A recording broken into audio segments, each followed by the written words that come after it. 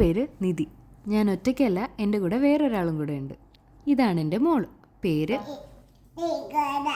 അതെ, നിഹാര. അപ്പം നമ്മൾ രണ്ടുപേരും വന്നിരിക്കുന്നത് കുറച്ച് ടോഡ്ലർ ആക്ടിവിറ്റീസ് കാണിച്ചു തരാൻ വേണ്ടിയിട്ടാണ്. അപ്പം നമ്മുടെ ഫസ്റ്റ് ആക്ടിവിറ്റിയാണ് ഇത്. ആദ്യം ഒരു കാർഡ്ബോർഡ് എടുക്കുക. എൻ്റെ മുളുത ഈ സൈഡിൽ ഓൾറെഡി ചിത്രപ്പണിയൊക്കെ ചെയ്തു വെച്ചിരിക്കുന്നുണ്ട്. എനിക്ക് ആ സൈഡ് യൂസ് ചെയ്യാൻ പറ്റില്ല. എന്നിട്ട് എൻ്റെ നല്ല സൈഡ് നോക്കി ഇതേപോലെ ഒരു ബട്ടർഫ്ലൈ വരയ്ക്കാം. ബട്ടർഫ്ലൈ തന്നെ ആവണമെന്നില്ല, നിങ്ങൾക്ക് ഇഷ്ടമുള്ളത് വരയ്ക്കാം. പിന്നെ ഈ കൊമ്പൊക്കെ കുറച്ച് ആർഭാടമാണേ. കൊമ്പിൻ്റെ ഒന്നും ഒരാവശ്യമില്ല, ഞാനത് അവസാനം കട്ട് ചെയ്ത് കളയുന്നുണ്ട്. ഇനി നമുക്കതിനെ ഇതുപോലെ കട്ട് ചെയ്തെടുത്തിട്ട് ഇതേപോലെ സെല്ലോ ടേപ്പ് ഒട്ടിച്ചു കൊടുക്കാം. സെല്ലോ ടേപ്പ് ഒട്ടിക്കുമ്പോൾ സ്റ്റിക്ക് ചെയ്യുന്ന പാർട്ട് ഫ്രണ്ടിൽ വരാൻ വേണ്ടി ശ്രദ്ധിക്കണേ. അപ്പോൾ എല്ലാം ഒട്ടിച്ച് വരുമ്പോൾ ഇതുപോലെ ഇരിക്കും. ഇതിൻ്റെ പ്രവർത്തന രീതിയെല്ലാം ഇത് ചെയ്യേണ്ട ആളെ കൊണ്ട് തന്നെ ഞാൻ ലാസ്റ്റ് കാണിച്ചു തരാമേ. അപ്പോൾ ഇനി നമുക്ക് രണ്ടാമത്തെ ആക്ടിവിറ്റിയിലോട്ട് പോകാം. അപ്പോൾ അതിന് വേണ്ടിയിട്ട് ഞാൻ മുന്നേ പറഞ്ഞതുപോലെ തന്നെ ഒരു കാർഡ്ബോർഡ് എടുക്കുക, അല്ലാന്നുണ്ടെങ്കിൽ ചാർട്ട് പേപ്പർ എടുത്താലും മതി കേട്ടോ. എന്നിട്ട് ഇതുപോലെ ഒന്ന് സ്കെച്ച് ചെയ്ത് കൊടുക്കുക. അത്രയേ ഉള്ളൂ.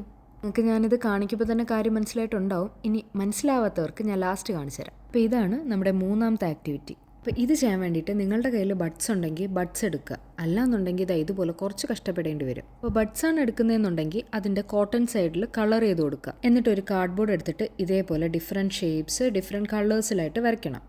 എന്നിട്ട് എന്തെങ്കിലും വെച്ചിട്ട് ഇതുപോലെ കുറച്ച് ഹോൾസ് ഇട്ട് കൊടുക്കുക. ഇപ്പം തന്നെ കാര്യം മനസ്സിലായിട്ടുണ്ടാവുമല്ലോ. അപ്പോൾ ഇനി നമുക്ക് ഇതിൻ്റെ പ്രവർത്തന രീതിയിലോട്ട് പോവാം. അതിന് വേണ്ടിയിട്ട് ഇതുപോലെ ആകാംക്ഷയോടെ ഇരിക്കുന്നൊരു കുട്ടിയെ വേണം. അപ്പോൾ ഇതാണ് നമ്മുടെ ഫസ്റ്റ് ആക്ടിവിറ്റി.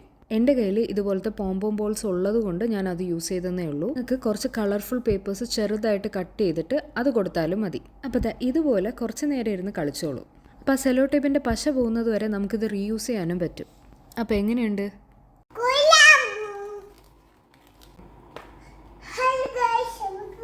ഇപ്പോൾ പറഞ്ഞത് ഞാൻ പറയാൻ പറഞ്ഞിട്ടില്ല, അത് ചിലപ്പോൾ ഒരു ഫ്ലോയിന് അങ്ങ് വന്നതായിരിക്കും. എന്തായാലും നമുക്ക് സെക്കൻഡ് ആക്ടിവിറ്റിയിലോട്ട് പോവാം. അപ്പോൾ ഈ ആക്ടിവിറ്റിയെക്കുറിച്ച് ഞാൻ നിങ്ങൾക്ക് പറഞ്ഞു തരേണ്ട ആവശ്യമില്ല, നിങ്ങൾക്ക് കാണുമ്പോൾ തന്നെ മനസ്സിലാവുന്നുണ്ടാവും. നമ്മൾ നേരത്തെ ഉണ്ടാക്കി വെച്ചിരുന്നില്ലേ ആ ഒരു സാധനം, ആ സാധനം ഇതുപോലെ ഓരോ ഷേപ്സിൽ ഓരോ കളർ അനുസരിച്ച് നമ്മൾ മുന്നിട്ട് കൊടുത്തിരുന്നല്ലോ ഹോള്, ആ ഹോളിലൂടെ അത് വയ്ക്കാൻ പറയണം. അത്രേ ഉള്ളൂ. നീ അതെന്താണ്? അവൾ ഫിഷ് എന്ന് പറയുമെന്നാണ് ഞാൻ വിചാരിച്ചത്. പക്ഷെ എൻ്റെ മോക്ക് മനസ്സിലായി കാണില്ല, അവളെ കുറ്റം പറഞ്ഞിട്ട് കാര്യമില്ല. നമ്മുടെ മൂന്നാമത്തെ ആക്ടിവിറ്റി ഫിഷിന് കളർ കൊടുക്കുക. എങ്ങനെ? അതെ, ഇങ്ങനെ ഇങ്ങനെ ഇങ്ങനെ കളർ കൊടുക്കുക. അത്രേ ഉള്ളൂ. കുറച്ചു നേരം ഫിഷിന് കളർ കൊടുക്കും, അത് കഴിയുമ്പം സ്വന്തം കയ്യിൽ കളർ കൊടുക്കാൻ തുടങ്ങും. ഇനി കുറച്ച് ബീറ്റീസ് കാണിച്ചു തരട്ടെ. കുറച്ച് നേരം അതിൽ ഒട്ടിച്ചു കഴിഞ്ഞിട്ട് പിന്നെ ബോൾസ് മാത്രം മതി. പക്ഷെ ഒന്ന് ഡിസ്ട്രാക്റ്റഡ് ആയെങ്കിലും കൊടുത്ത 3 ആക്ടിവിറ്റീസും അവൾ കംപ്ലീറ്റ് ആക്കി. അത് ഞാൻ പ്രതീക്ഷിച്ചില്ല.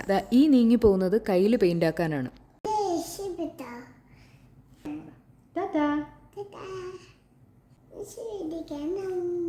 Flying kiss.